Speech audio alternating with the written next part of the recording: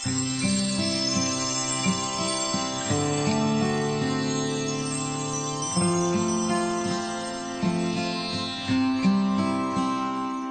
listening to Reflections. This is Noori Siddiqi with my guest John Homewood. We're discussing the power of now. This is part 1 of a 10-part series. And John, just before the break, you were talking about ultimately how thoughts can become things using the dimensions of quantum physics. Yes. Would you like to just bring that into perspective and explain more about what was actually going on there? Yes. Well, it's very relevant. The ad that came up there was about stopping crime. Yes. And the way to stop crime is to report crime. Now, at one level, that's absolutely true, and I would urge people to do that. Yes. But that's the same as I said earlier with the sunset. At a certain level, the sunset is real, and as you raise your perspective, you find a different way of looking at it. And in one experiment which they did in Washington, D.C., in America, they got 10,000 people together to focus for 24 hours on peace. And they got these 10,000 people just to sit and focus on peace. And this was an experiment that was conducted in conjunction with the police force there. And what they said beforehand was that they can bring crime down just by focusing their thoughts on peace. And so the chief of police laughed at this, and they said, well, this is absolute nonsense. We need more policemen, not people sitting thinking about peace. But they went ahead and did that, and the crime rate dropped dramatically. I don't have the statistics at hand, but the chief of police was absolutely blown away by how crime dropped. As we change our mind, so the world changes.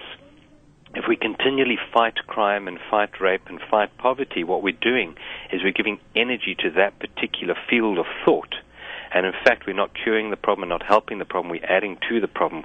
There's more poverty relief now in the world than there ever has been, and yet there's more poverty. There's more people focusing on fighting poverty, and yet we seem to be generating more and more poverty. And what I would say is, as we start to realize that we have so much power inside us, as we change who we are, the world outside has changed. And another great man, Gandhi, said, you've got to be the change you desire to see in the world. So if we're looking for peace out there in the world, let's find it inside ourselves. If we're looking for love out there in the world, rather find it inside yourselves first. And another analogy I use is, if you take an orange, Noori, and you squeeze an orange, what do you get out? You always get orange juice, don't you? Yes. And why do you get orange juice out? Because that's what's inside the orange. Now, when we get squeezed, what comes out? Does fear come out? Does anger come out? And if it does, it's not that which is doing the squeezing which is making it. It's inside you already. Yes. And it's to heal that inside yourself, to take the log out of your own eye before you take the splinter out of your neighbor. Right. To realize that it is all about the awareness that you hold inside yourself. As you hold more thoughts of peace, if you hold more thoughts of love inside yourself, you will find people will automatically treat you differently. They will start to respect you at a different level. And the world around you, your community, your family, will change as you change. Beautiful. So ultimately, thinking has actually become a disease, and disease happens when things get out of balance, and ultimately because we are actually operating from a space of fear. And we manifest a lot of the diseases in our body actually through our disease thinking.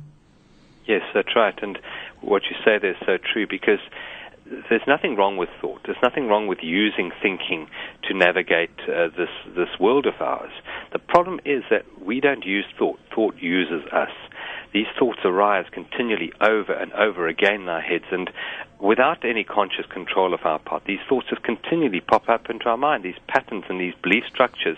We see someone in the street and we automatically judge them. We look at them and we judge them. Certain situations happen, we hear the news or we watch television, and we continually judge. And these judgments are all made through past perceptions, through these thoughts that are thinking us. And when you start to rather be, you start to see the world exactly as it is in this moment. And I'll give you an example. If you go into a beautiful rose garden, and there are all these beautiful roses, and you go up to one rose, and if you really are just present in being with that one rose, and you just there with it, you're able to see its magnificence of its unique form, because that one that you're looking at is completely and utterly unique. There is no other flower in the whole world that is identical to the one that you're looking at. And if you're able to really be with it in that moment and perceive it for what it is, you get the depth of what it's about. But for most of us, we'll just glance at the rose and say, oh, that's a rose. I know what a rose is. I've read about it in books. I've seen it before, and I've smelt it. You won't be with that particular rose. You're doing it in your head. You're not seeing what's really there. You're only seeing what you think is there. And it's the same as if you've been married to someone for, say, 20 years, and you go and sit with them and have breakfast. You're not sitting with them who they are today.